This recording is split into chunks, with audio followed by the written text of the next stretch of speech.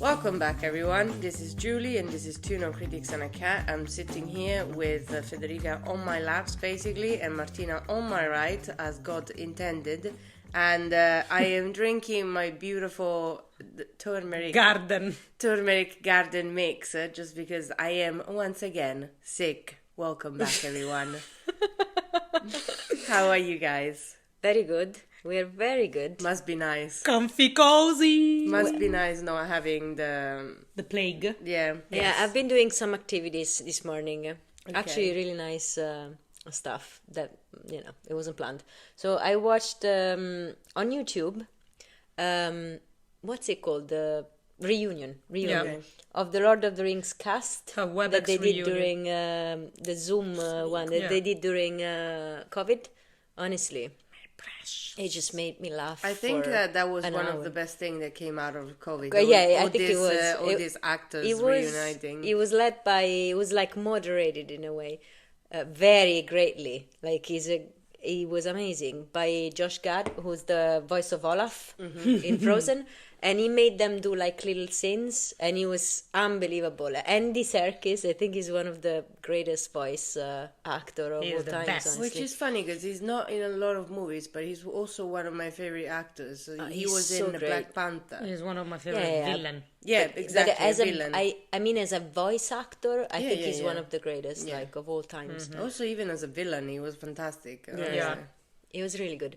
And then I watched a documentary on Hans Zimmer, which I didn't remember I watched before, but my husband did remember because I told him something and he was like, I know how this ends. And I was like, how do you know? I have known since this morning. And he was like, you told me. And he told me the end of the story. And he actually knew. That's crazy. Yeah, and the story was this, that Hans Zimmer was supposed to write 20 seconds of song for the beginning of the Lion King, because then there should have been a dialogue. And then when he went to the Disney executives to make them listen to the song, he forgot about it. And so he made The Circle of Life, which is like 2 minutes long. There's a composition from Hans Zimmer that nobody knows about it. Yeah. No, it's that one. And so they listened to the song, and while he was playing, he was like, God, like I forgot that I had to do 20 seconds. And they were like, no, go on, it's fine. And then they were all talking, and he thought they were talking about firing him because he did 2 minutes instead of 20 seconds. Instead, they were actually talking about redoing the whole 3 minutes of initial of the movie animation to accommodate his song. And I thought, when you are so talented that Disney decided to spend millions, because to remake 3 minutes of animation is to spend having a gender reveal to accommodate to Hans Zimmer, though. It's true. To accommodate your song. Like, it's unbelievable. It is. You know this composition? There's a composition from Hans Zimmer that's called Aurora. Yeah, that he made after. Not a lot of people know. After the terror attack at the. It was the premiere of The Dark Knight Rises. Wow. No, it wasn't a premiere. No, it was a screening of The Dark Knight Rises. I remember that. It wasn't. No, it wasn't The Dark Knight Rises. It was The Dark Knight.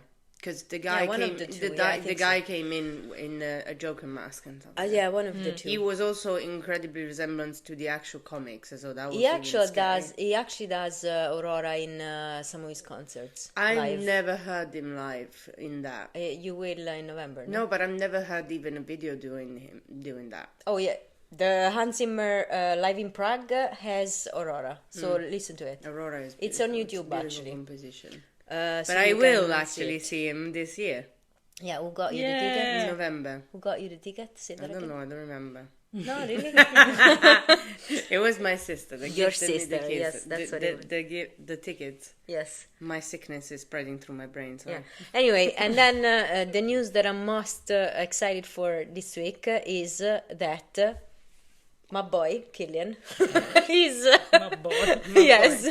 My boy. Cillian Murphy, Robert Downey Jr., Emma Stone, and Dwayne Joe Randolph are going to introduce the next Oscar winners this year. Yes, which is something that always happened, but for some reason my sister didn't connect the dots. Because she's not... no, it's not. It's not... Is that why you didn't think that he would... Okay, so you thought that he And then didn't Christopher Nolan actually introduced DGA winner last night, which was great to see him out of the shell. Of the cave, Of the bat cave as well. Cave. You know, this is another one that has a bat cave.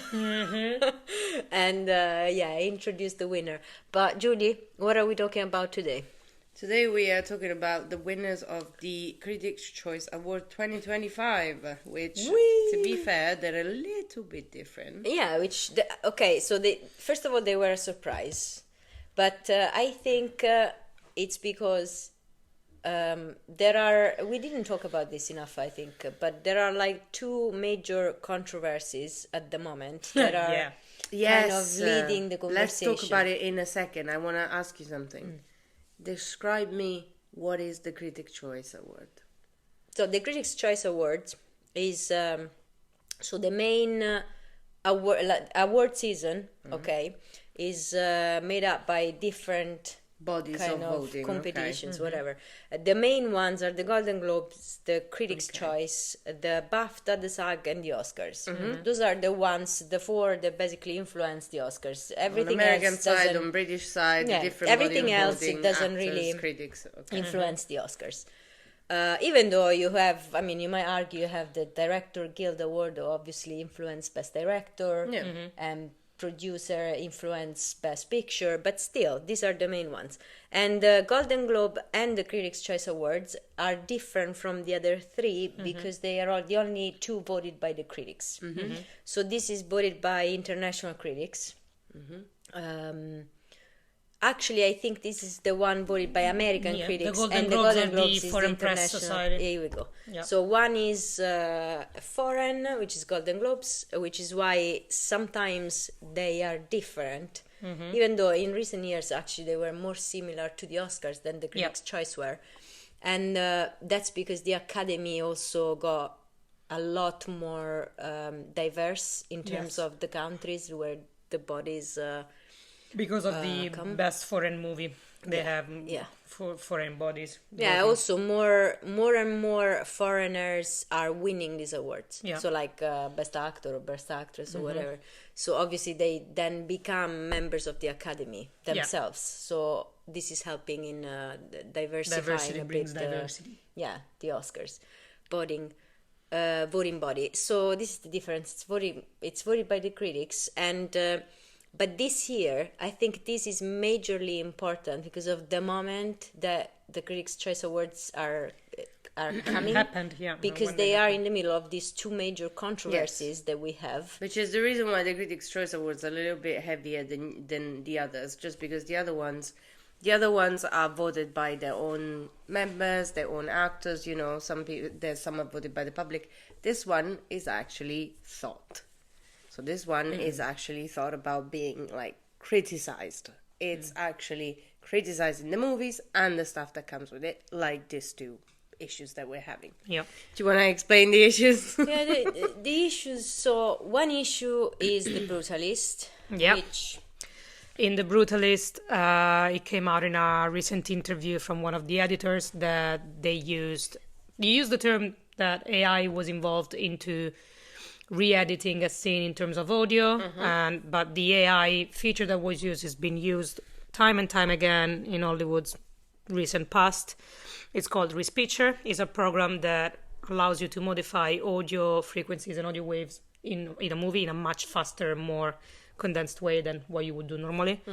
And the way that they use it in The Brutalist was that because the two main characters for the first half of the movie communicate via letters, written in Hungarian. Right, I see what the two actors were reading out loud the letters in Hungarian, but neither of them spoke Hungarian. Or even if Adrian Brody had a sort of like a history in the family of Hungarian, it might be a different accent from the one of the character that was meant to be. So they got the editor that is Hungarian to read those letters out loud in the correct accent. And what Respitcher does, it's basically putting the two audio, one on top of the other, and this program fixes the accent of the actor's voice. I see. To match the correct Hungarian pronunciation. It learns the actual pronunciation from the other one. Correct. So they wanted to do that because the whole movie, it's all about perfection.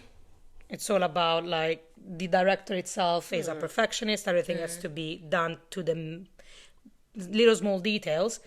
So even the Hungarian words and the Hungarian heritage that they wanted to celebrate had to be authentic as authentic as possible. So that was it.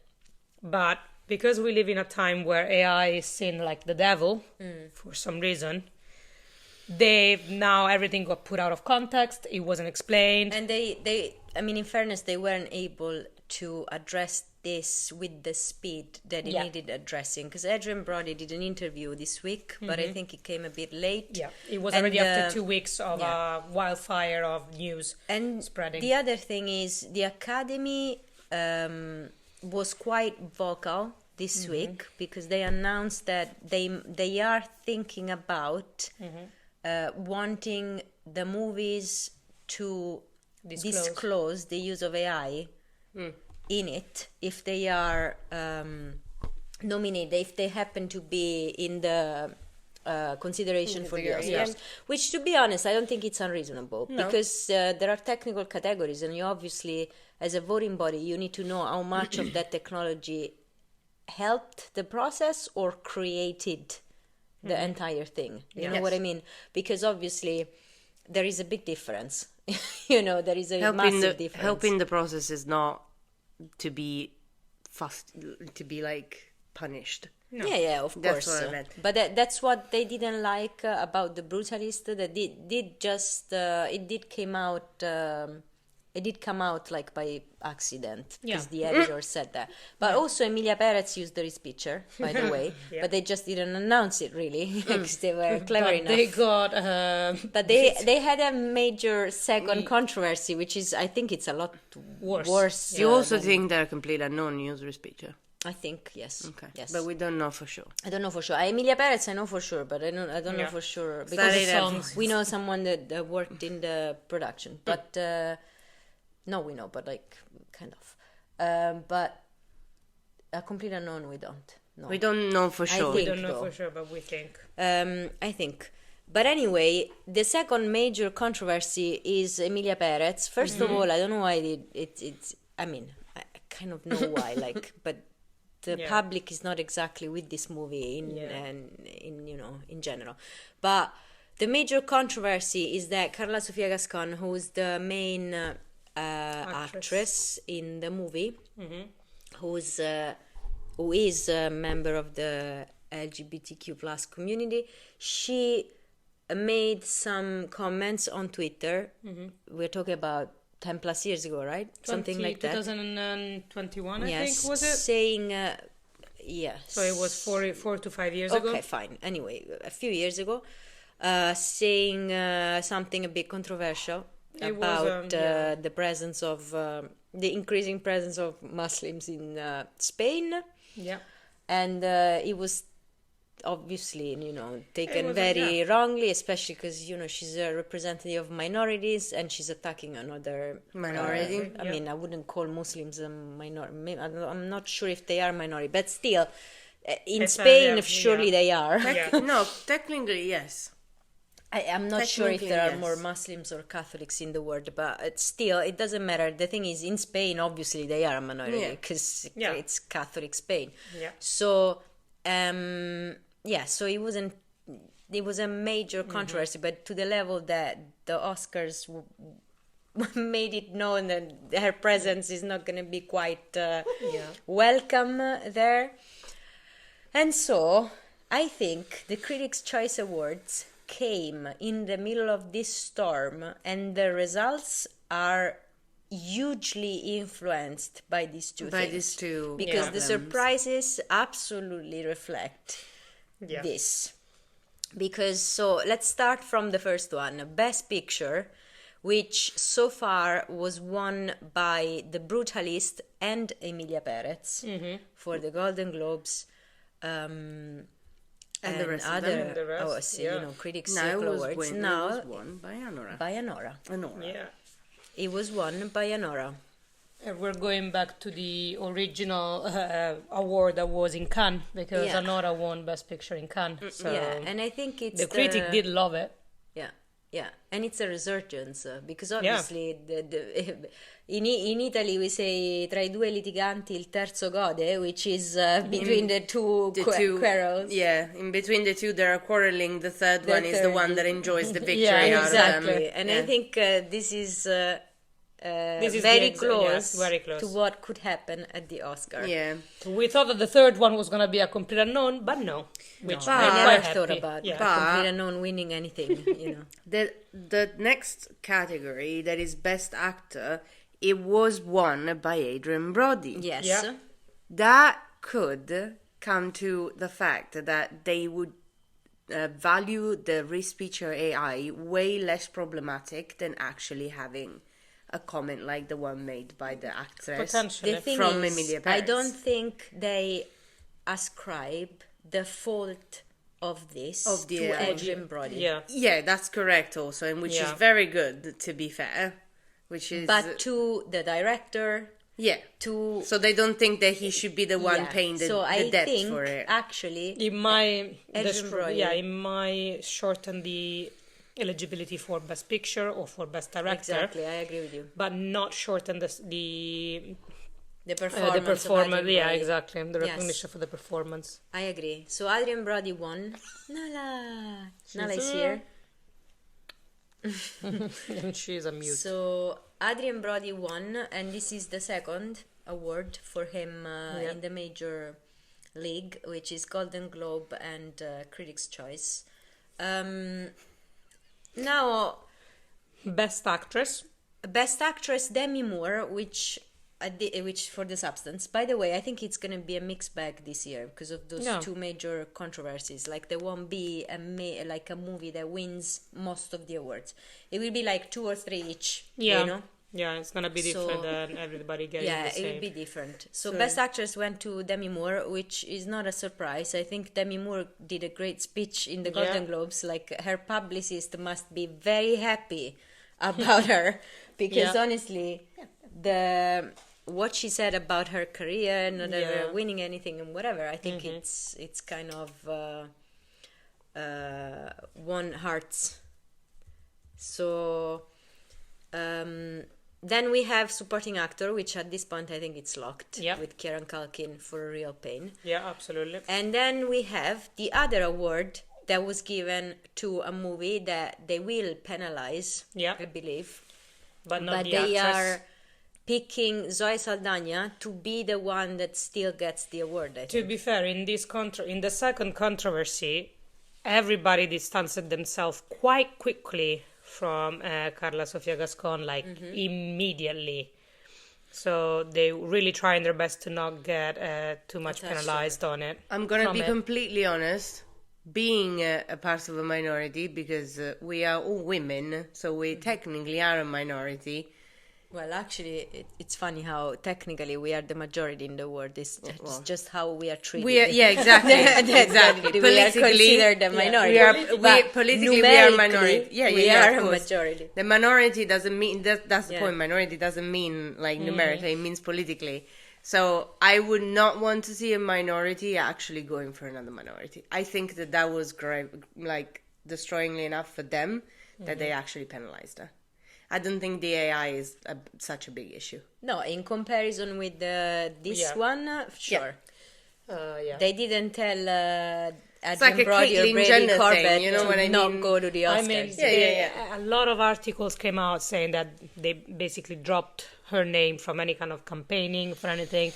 She got on her own to the Goya, which is the Oscars in Spain, the equivalent of the Oscars in Spain, and she was on her own in a sense, like everybody detached from themselves, from the situation. So that's interesting to see.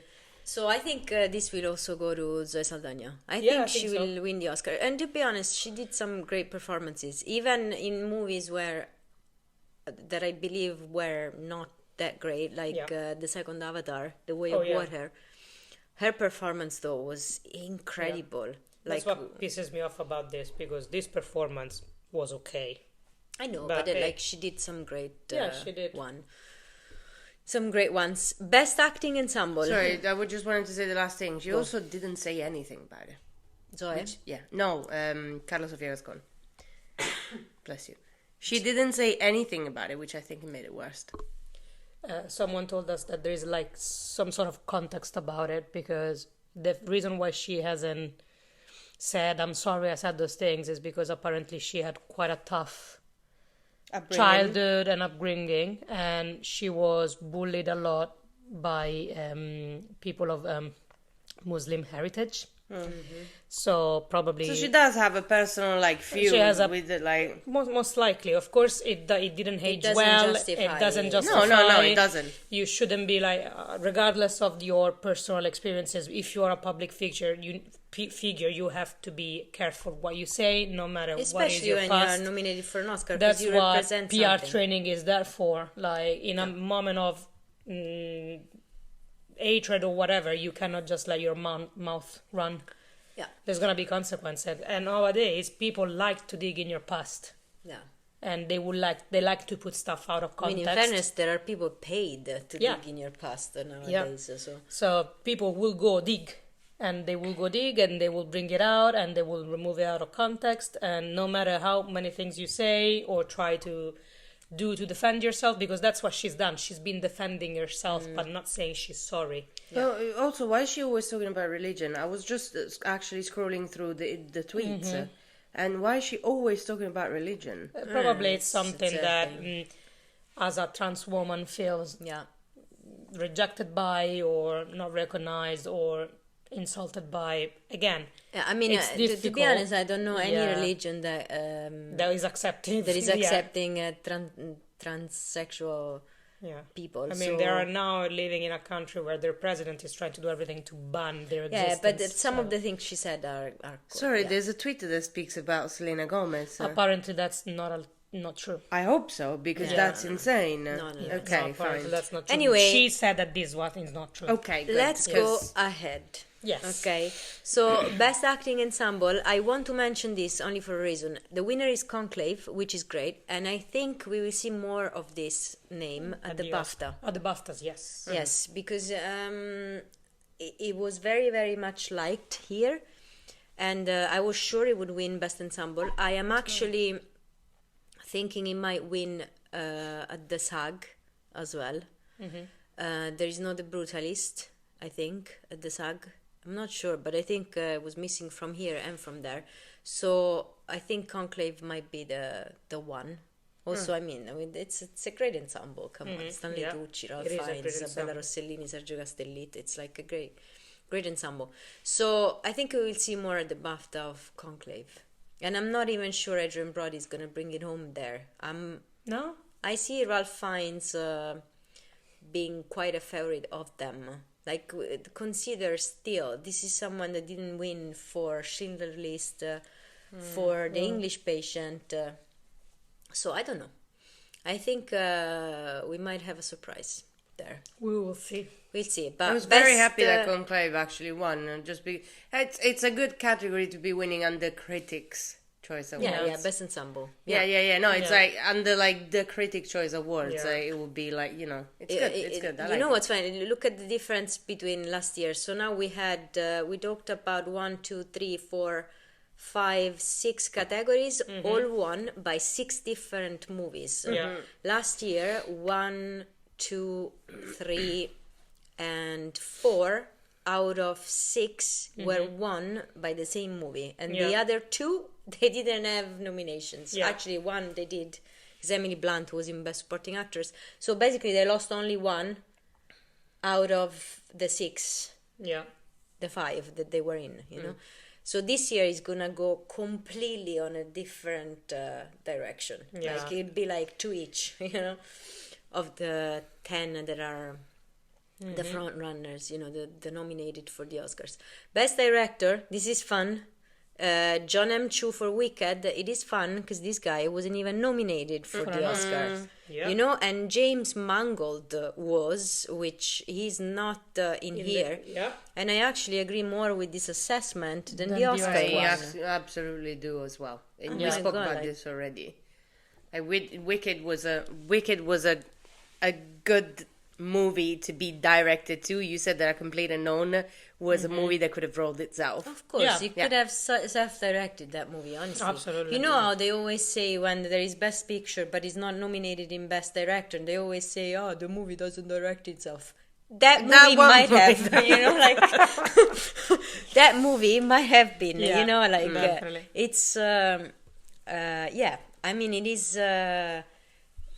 John M. Chu, if you think of Wicked, and if you think of the fact that they A were Complete singing Unknown, live, no, but even the production design of that movie and so on, like it was the a beast direction to of direct. that movie was a beast to direct. You said it right. It was was a beast to direct. It was also the fact that they had to combine like a pop star basically and someone that came from theater, so that had to be directed. You know what I mean? The work that everybody has put through to make this movie come out as it did was done because of a good director that had a vision and wanted to honor that vision and bring it home. And he started his speech. It was hilarious. We listened to it today. He started his speech saying, "I'm gonna win the Oscar now."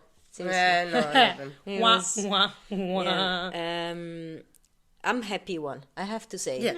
Just because he conducted himself very gracefully, I think. Yeah. And even this joke was good. Like, he should have made it. Come on. Yeah, absolutely. Like, he should have made it. It makes no sense. Like that he didn't make it. It makes no sense that it doesn't. I'm sorry, it doesn't. Yeah. I feel like he was left out just on a matter of like numbers. Because there wasn't any space. No, because James Mangold is in. I'm sorry, I cannot justify that. Did they remove Denis Villeneuve as well, right? That Denis Villeneuve is not there. Like, are you serious? No. What are you I'm standing on your side. Also, the thing is, if it was a movie that just got one nomination, fine. Yeah. But we're talking about a movie that is present in Best Picture, in Best Actress, in Best Supporting Actress, in Best Production Design, Makeup, Costume, Score. Like, are you serious? So are you nominating this film for everything but the person that actually put this ensemble together? Like, what the That's hell? so disrespectful. Yeah, no, it is actually. What the hell? Like, no. Anyway, happy for him. For him, happy, absolutely. very happy. And then Best Original Screenplay and Best Adapted Screenplay. So these two are interesting for a very specific reason. I think these two will end up being the winners of the Oscars. And I said it last episode. Best Original Screenplay was won by Coralie Farge for The Substance, and Adapted Screenplay Peter Strahan for Conclave. I think this is how it's gonna go. And I wouldn't be mad about it. Me neither. As much as I always mention to people how absurd it gets in the end for The Substance, there's literally no other way it could have ended, to be honest. It's the perfect ending for it. And the film itself is quite clever in the way that it's written, so... He also, one of my friends said that they keep saying that this ending was a tribute to some of other directors. So it could have been easily a tribute, like just a kind of a joke to tribute these directors. Not in a disrespectful way, in a very respectful way. It's just like to give them a moment in their own movies. Which, to be fair, it didn't really have a different tone from the movie. Like, we're talking about someone that injects themselves and create a duplicate of themselves. Like, in what way, especially? As well. Exactly. It's so brilliant to think. But it's refreshing to see a horror movie, I'm gonna say, because you know how much I love horror movies. She's also a woman now, which is refreshing to see. No, it's not even that. It's refreshing to see her herself in general, because she's a very good actress. But it's just the fact that, like, a horror movie. But I'm talking about the director who also wrote. I was talking about the. I'm talking about Coralie Farge. So of course, to see a woman writing and winning is great. Also, it's like Justin Trier last year. There's a screenplay. It's clear that the number. Yes. It's clear that the number of women directors a lot less than male directors. So we don't make it a political thing because there's actually less women. There are directors, but that, the industry is changing. Like, people always think there is a taking the risk. So big production companies are like, do we want to really go with this? Do we want to really do that? Yeah. And if the name attached to it is a female name, they tend to be like, do we really want to? Yeah. And maybe cast it aside. Do we want to publicize this? Yes, you do. I'm really glad that women writers are having a moment. If they deserve it, they do. We are really good writers. I feel like the reason for this is because we're not talking about big production companies anymore, like Universal, like Warner Brothers or anything. We're talking about new production companies like Mubi, like A24. They do take risks and it pays off, and it's finally now paying off. So they're getting chances to finance project that might not get financed, and that's good to see. Because A24 has been growing a lot in the past few years. Because they've been they're very young. Our friend told us they're very young, very they have a good eye for what works, what are the good projects to invest in. And they are diversifying even the demographic that they want to hit. They don't just get scared. The target for them is not just take male. They also usually bridge a lot with Blumhouse, which is another house that is massive in horror movies in general.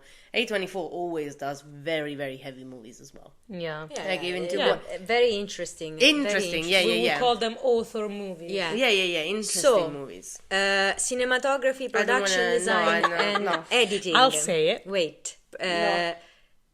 Nosferatu won cinematography. Okay, listen, I understand this, but then on the other side, I don't think they're going to win the Oscar. I think The Brutalist might win the Oscar for cinematography. Don't even say it in the same word, honestly. I'm going to actually No, but like the scene of Carrara, I think only that deserves, it's great.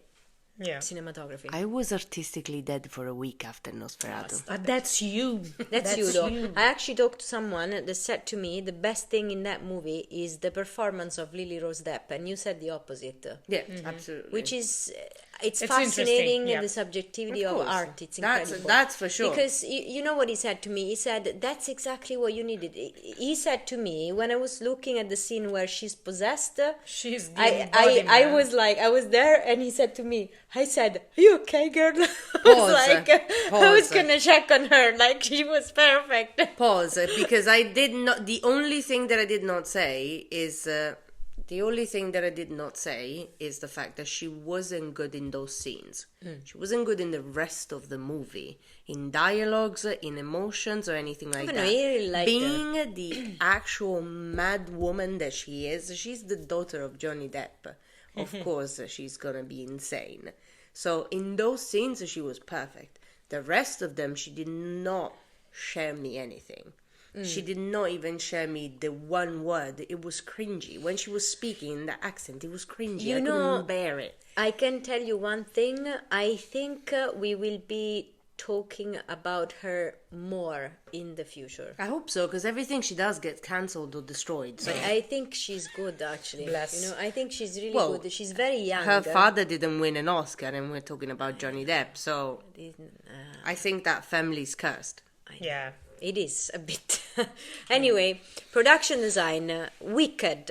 This one, actually, I think it will be the same as the Oscars. Well. Yeah. Wicked for Nathan Crowley and Lee Sandels.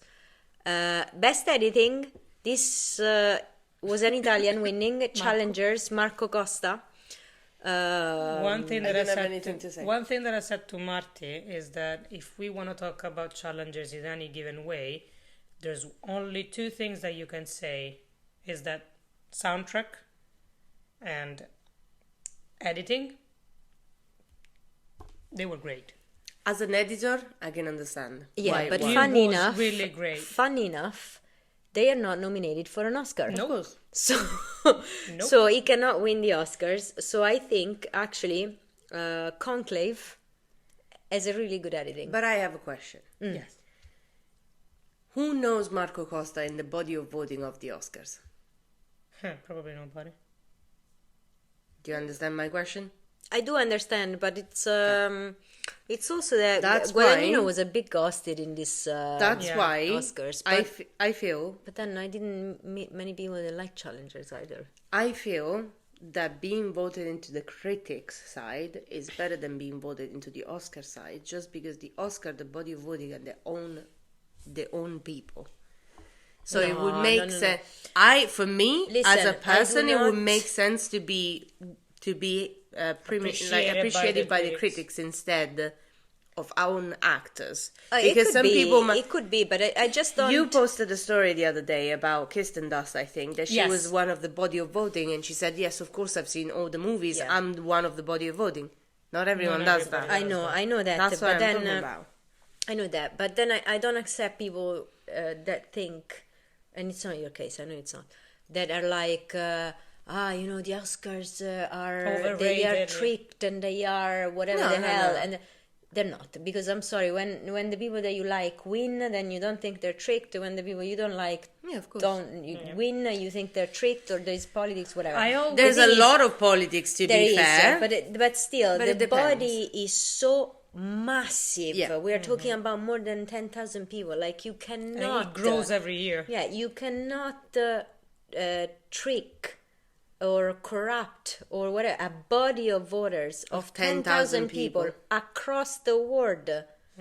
Like, there are Irish people, there are English people, there are Italians, there are French, Germans, Americans. As me and your friend Latin didn't have the Americans. same opinion on Nosferatu, how do you think 10,000 people Exactly. can be how can waived you, of their it's opinion? actually very hard to win the Oscars. Like, it's I actually was seeing in the statistics of what Olympics and whatever, it is very high up, as difficulty to win. I do believe that you have waves, in the sense, the Oscars, whenever I think about that kind of award, the Oscars, when they go to the nomination portion of things, they go with the most recent movies released.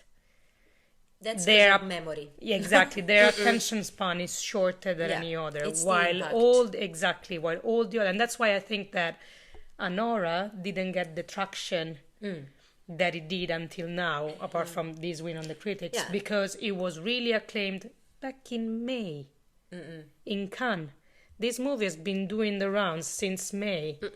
And all the movies that we hear now on the Oscars, the more frequent one, are movies that are just coming out or came out between November and December. So you have movies like watching a horse race where there's some horses that have been doing lapses and they've been Since strong forever. since forever. Yep. And then you have the shiny new horse that just comes in and barges in. Of course, they're going to have a better chance. But that's also, funny enough, think about us when we try to remember what we watched in the week. Yeah. That we're like, what did we watch? Like, Yeah. I forgot. I was forgetting that I watched Hans Zimmer this morning. Like, I was like, what did I watch this morning? The What did other I thing watch that I this watched. So imagine them watching a lot of movies, because we are talking about people that do that for living. And I have to remember. everything. What was, because The one let's more remember impactful. that I think all the award season starts with Telluride. That's the cut for Yeah. new movies coming out, because those are where they get purchased. That's where they get pitched as a project. Then they go to Cannes. Cannes as well as that. In Cannes, you have most of the things that happen is not just awarding movies that are going to be released, but you're also directors and producers are pitching new projects as well to come out on the same year. So there's all of this going on, and it gets mixed up. So that's why the Oscars then just grab the things that are the latest to come off, that have the big destruction, because remember that this is also a program that has to make an audit. Yes. It has to be watched. Yeah. People don't want to watch stuff that they forgot about. They want to watch something that excites them, that make That them is- stay yeah. on a No, we- couch for like we 3 to said 4 it. hours. That is right we there. said it even last year. Last year, the fact that a movie that came out in July. 1 was an exception. They normally come out in November, December when they win. And And that's why you have the Holdovers that got so much traction. because it came out in January. Otherwise, the Holdovers wouldn't have been in the conversation. Wouldn't have made the you know, cut, so- yeah. It's all about the No, timing. no, it would have made the cut, but it think wouldn't so? have been so much in the conversation as a contender, you know. And for instance, Guadagnino he had 2 movies come out at the same time. Not at the same time, in the same year. One was Challengers, the other one was Queer. So at that point, what do you do? What do you choose? It makes it difficult, but that doesn't mean that it might not be worth it, but it also might not be appealing for the Academy voting members either. Like, it depends if the story talks to you, if it speaks to you, if you're interested in it. If it's still interesting, or if it goes on with the traction as well. Because some people... Yeah, because, are they corrupted? No. Are they influenceable? Of course. They are people. Yeah. They are influenceable even by the comments they read on Instagram or the media, the news that they read. This is why the Critics' Choice Awards went the way that they went. By the way, the Oscars voting is not even opened yet. They opened on the 11th of February, so these people didn't even vote it yet. So they obviously are influenced. Why do we talk about the main 4 before the Oscars? Because they all influence the vote at the Oscars. Absolutely. Because they're people. It's normal.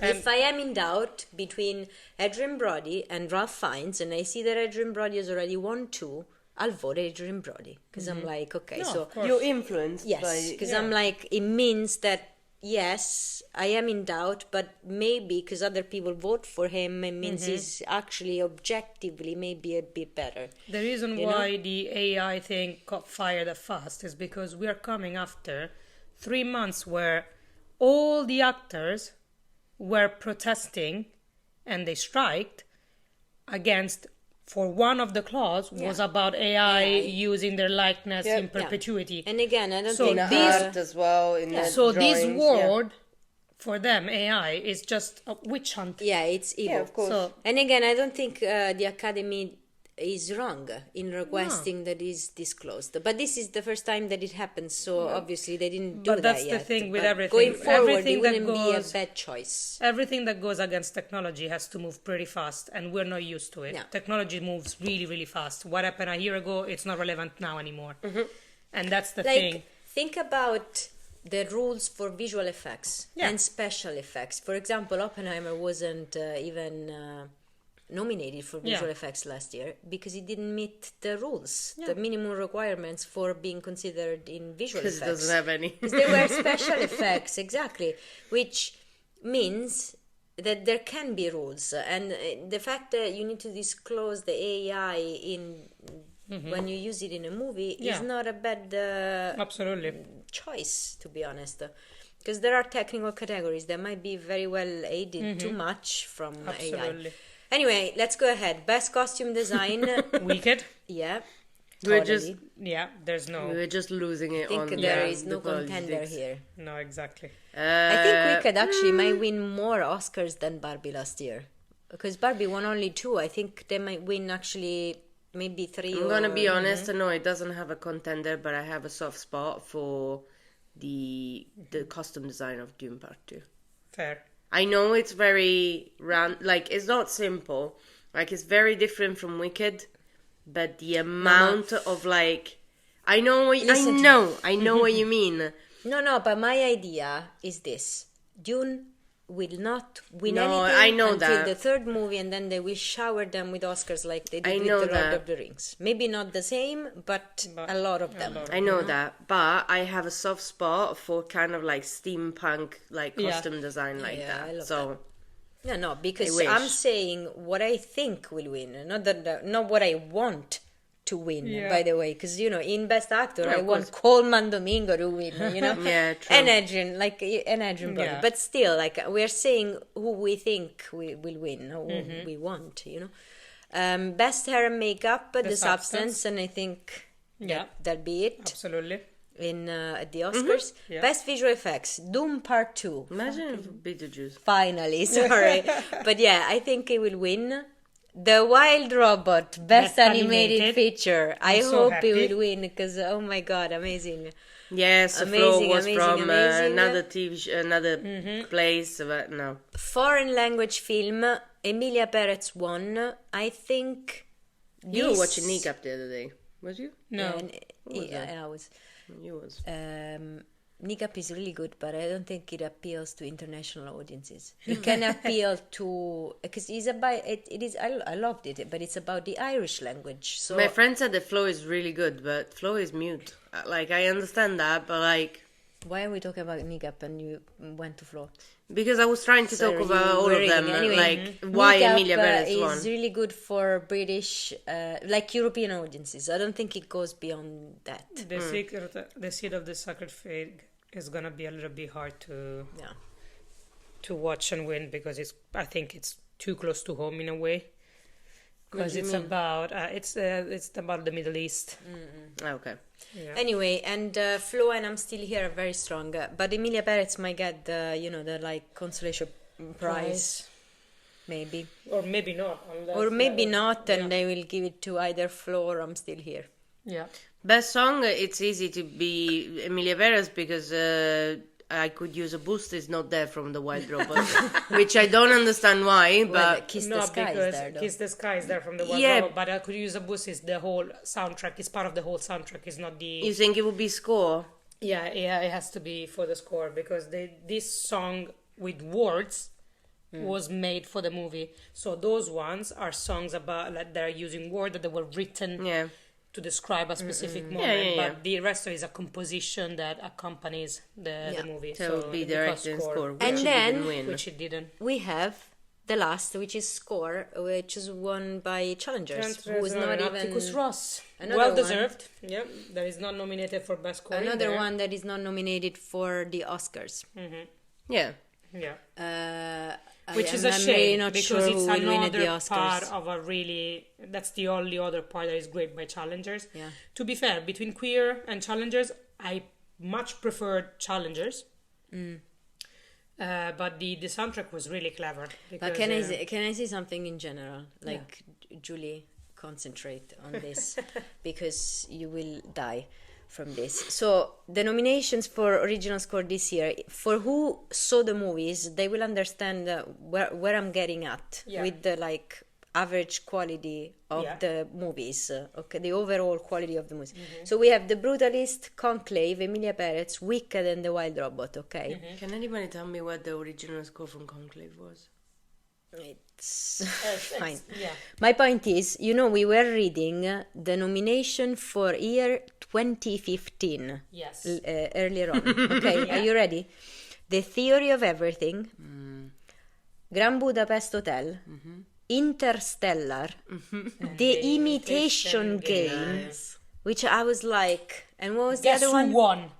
Grand Budapest Hotel, and I was like, Jesus, kill me. There were the same composer. Are you wrote actually two. joking? Yeah, I'm serious. The Imitation Game, No, but Interstellar, and the Theory of Everything. And The Theory of Everything is the soundtrack that fueled my dissertation writing. That's beautiful. but still, like, can you think of these 4, 5? How many are there? Look at And this. these 5. Like, you understand what I mean? Any of those 5 would win the whole of 5 of this year. Wipe the floor. You know what I mean? Wicked Like, was all song, like it was all. imagine music. if Interstellar was in there, or The Imitation Game was Probably in win there. Emilia Perez. Probably. By politics. Anyway, we are not going into television, even though I'm very happy that Colin Farrell was confirmed as the winner for the Penguin, and Shogun destroyed every category apparently. Again, yes. yeah, more or less. Really And into then watch I was also right about Best Actress, with Christine Milioti winning for the Penguin instead of Jodie Foster. Which I said, come on, like really? So they both won. Colin Farrell made a hilarious speech. I have to be honest, very long as well, like more than 5 minutes. But anyway, this is it, I would say, for the Critics' Choice Awards. Very interesting to see how it steered the conversation. Away from all the, Well, maybe we'll see if it actually stirs something else, like if it actually moves the Oscar nomination somewhere I think else. it does. Yeah, I think probably. it does because of the controversies surrounding those movies. I think Absolutely. actually now I'm sure that Sean Baker will win Best Director over Brady Corbett. Because To be fair, I wouldn't be mad about it because I really liked Anora. Anora. Yeah, me neither. It's a good movie. Anyway, This has been 50 minutes. Thank you very much. There we go. Here we go. I don't even know how I actually had the strength to speak in this podcast, but thank you very much. I'll go drink the second cup of my turmeric ginger tea. Turmeric grass. Turmeric grass. And we'll see you next week. Really bad. Yeah, I have to say. It tastes really spicy. We'll see you next week for the BAFTA winners, because we are watching them all together here with a pizza ordered from the new place. It's the first time that I'm aware of this, I guess. I don't read messages. We're watching BAFTA. It's 7 of us. Yeah, you don't Seven of us. 7 of us. That's crazy. Yeah. When did you guys learn? When did you guys actually organize that? You have this in your calendar for 3 weeks. Just saying. You know? By the way, I just put your Hans Zimmer concert in your calendar, so you have it for a year. I think I have costume to it. I think I have it already. Okay, fine. Anyway. Thank you very much. Bye. Bye. Give her a calendar.